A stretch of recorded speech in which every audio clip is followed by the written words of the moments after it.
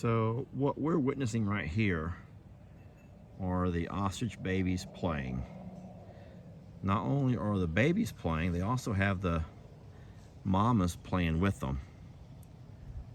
They all got this little game of chase thing they're doing. Up and down the fence lines, making circles, dancing around. Carl is kind of standing there in the middle like saying, what are y'all doing? Conserve your energy, conserve your energy. These are hot days, but the babies are having fun. That one over there, I'm gonna try to get closer for you. The only problem is sometimes they don't like to be bothered when they're doing their thing. They like to kind of do their own little showing off. I hope you're able to see all the babies making their little pirouettes around Dad.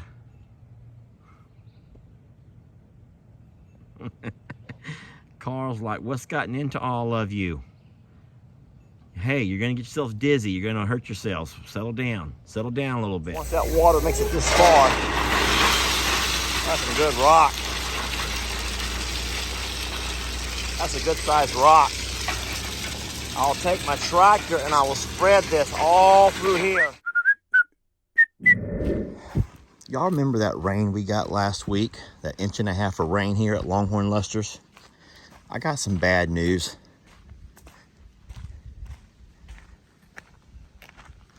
Look, would y'all believe that 1.5 inches of rain was just enough to clog? Yes, it was just enough to clog our culvert up again. You see, here's the problem.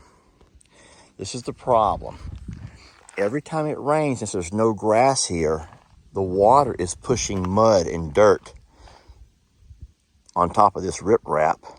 It's pushing that dirt and mud down here to where it should be draining through the culvert. But the culvert is, I guess the flow of water is not strong enough or something, and that mud, that clay, is kind of getting clogged up right there at the entrance. And so, once again, we have a little bit of an issue with clogging. I don't know what will eventually happen if we leave it clogged. I can only assume that on that side the pond will fill, hopefully not to capacity, and we'll be able to keep all that contained to our pond. But anything that comes down this hill and flows into this little dry creek is going to come right down through here, and if it can't flow, it's going to begin to build up. And I'm thinking that before it can reach high enough to flow over there, it'll probably start flowing over here.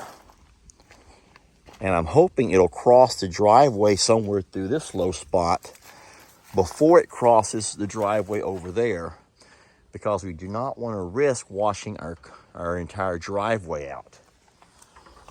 So that is quite concerning by what I'm about to feed the ostriches. But I swept up some of this alfalfa from the floor of the barn. Now there's also lots of little bits of feed mixed with it. And I thought I would just give this a shot and see if they eat it. I know that ostriches like green grass like everybody else. And since there's not a whole lot of green grass growing in their pastures, I may just drop some of this off and see what they do. You guys stick around and see how this goes. I'm naked again. I love working at Longhorn Lester's because I can walk around in the nude. Not really nude. Just pulled my shirt off. Oh, folks, I think it's gonna be okay. I have my shirt in my pocket in case anyone drives up like Miss Pat or anybody. But I'm alone. Here we go. So they're very curious about what I have in this bucket. And I'm hoping that they enjoy this. You always worry that you're not going to give somebody something that they need as a part of their diet. Pickles, you might want to just stay out of the way. Tat, no one's after you. Don't even go off telling Dad on me. Look how big Sue is compared to Charlie. All right, now this over here is a little combo, y'all. There's some, look at all this delicious stuff, Carl. I know you're curious about it. I'm gonna walk along here and pour it out. I want you all to notice all of the mealworms that are down amongst this hay. I have a lot of delicious stuff here. All right, so no one's really going for the alfalfa at all. They're kind of pecking the mealworms out from around the hay. But maybe in all of their little grazing, they may end up getting a piece of hay here and there, maybe. I don't know. They may not like the alfalfa hay. I thought I would just try it. Thought I would try it. So if you guys don't already know this, the alfalfa hay, there's some really rough stuff, which is kind of what, well, we call it roughage. It's kind of the real coarse fibers of hay that it's important that you give an animal. Why are you over here biting me? I don't like that. But I'm noticing they're eating the worms more than they are the hay. There's also some very fine particles in that hay. Guys, I see something blue that looks like trash. Let me get that out of there. Tat, move. I don't want whatever that is to go down someone's throat. Okay. So I don't really see them eating a lot of the hay. They're mostly just kind of pecking some of the mealworms out of it. And that's fine. I wonder what's wrong with Tina. I wonder why Tina's not over here eating.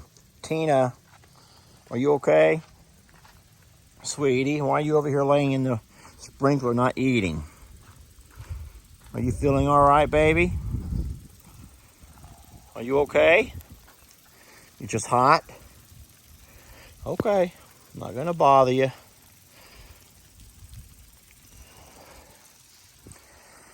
Okay. Let me get my bucket. We'll make our way out of here.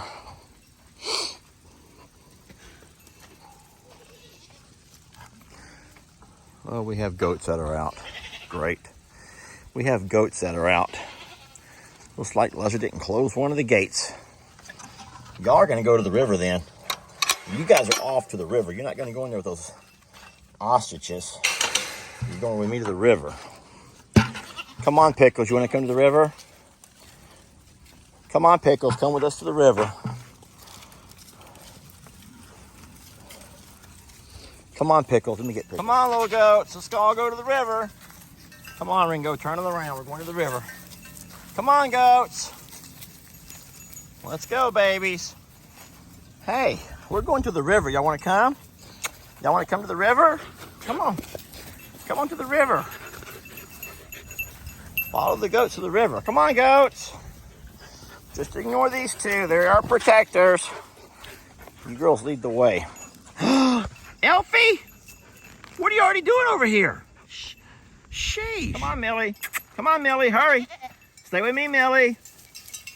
Millie, stay with Daddy. Oh, boy. Come on, goats. Come on, everybody. There we go. Come on, little ones. Let's keep going. A little bit further. I think that I'll just let them stay right here for a little bit. They found some good stuff to munch on without going too far down the hill. And that's okay. That's good. It was real nice to have Brienne come over yesterday and visit with her goats. And she walked down to the river with them. I got to hold the baby, little Cash. I've also enjoyed giving Sister Kim a peek at the property. Of course, Jake's been here several times, Ellie, Lex. But I can't help but just be a little bit sad for the folks who I'd really love showing this place off to but have zero interest in ever seeing it. Am I alone here?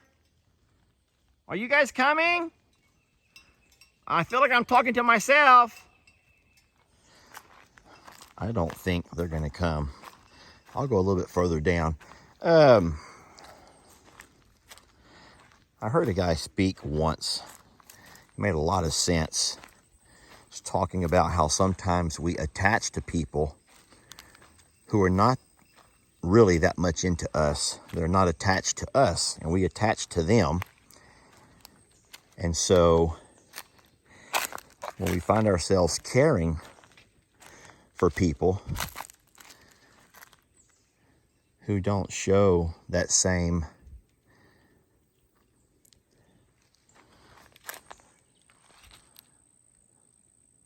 well, I am alone. I am completely alone. Come on, littles! Come on, babies! Okay. The guy says that at some point you have to realize, you have to take an inventory of the people in your life. And sometimes you have to learn to let go. Now, I'm sure that the gist of this is probably for people who are going through relationship strife as far as significant others, marriages, boyfriends, girlfriends, significant others. But I'm also able to apply those same words to relationships and friendships and family relations.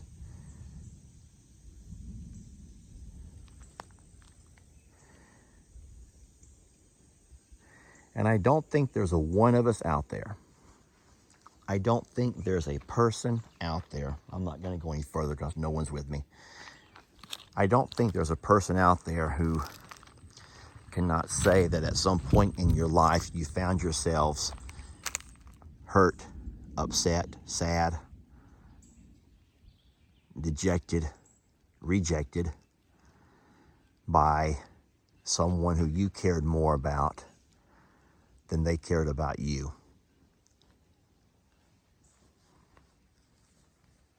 I'm not trying to take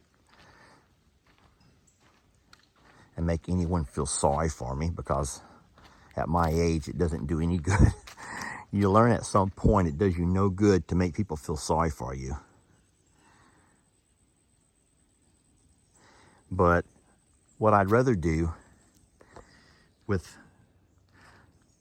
my platform is just remind folks that if you're also going through a situation and you feel like you've been people have turned their back on you, people who you thought would never turn their back on you, should have an obligation to never turn their back on you. Just know that you're not alone in the fact that it happens all the time. And at some point, you have to find the strength inside of you just to let go. You have to just let go. But even as you let go, it doesn't mean that you'll come across a moment like now when you would just love to take a walk and show somebody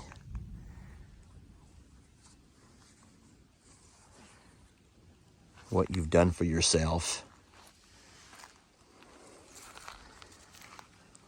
I think hoping to seek approval. I'm completely alone here, guys. I'm going to walk back up this hill and see what's going on. So I've kind of got this mind control thing down where I try to find myself being able to be stronger than my mind. And I'm trying to tell my mind things to help me be stronger. And this here is also a life lesson that goes out to a lot of people, that sometimes in life you find yourself broken. You find yourself maybe defeated. You feel let down, beat up. But what's amazing about it is that in all of that, we still try to find a way to get up and keep going and pushing forward and not letting those that hurt us stop us. Today I am waiting here at the end of the entrance at Longhorn Lester's for some rock to be delivered. Doesn't that sound manly? Waiting for some rock. We're gonna have this fella put that load of rock right in this spot through here, and then I'll come back with my tractor and I'll spread it all along through here. So you can't really stop the water coming off this hill. That's good right there, buddy. But what we can do is once that water makes it this far, that's some good rock. That's a good sized rock. I'll take my tractor and I will spread this all through here.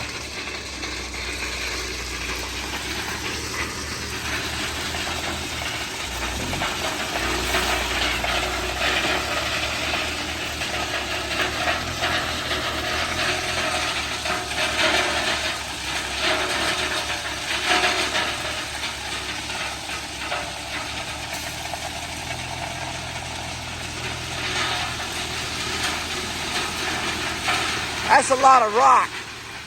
I will be able to spread that all the way down through here, all the way through here. And so any water coming off this hill, you can't stop that. We got some good grass growing here now. Hopefully that'll help it a little bit. And I can spread this stuff out through here. The cows can still walk around it. That's perfect. I'd like you all to notice how the cows let me know when they're ready to come back. Oh no, we're in a hurry now. Don't let your troubles fester. Come watch Longhorn Lester. Yeah, something like that.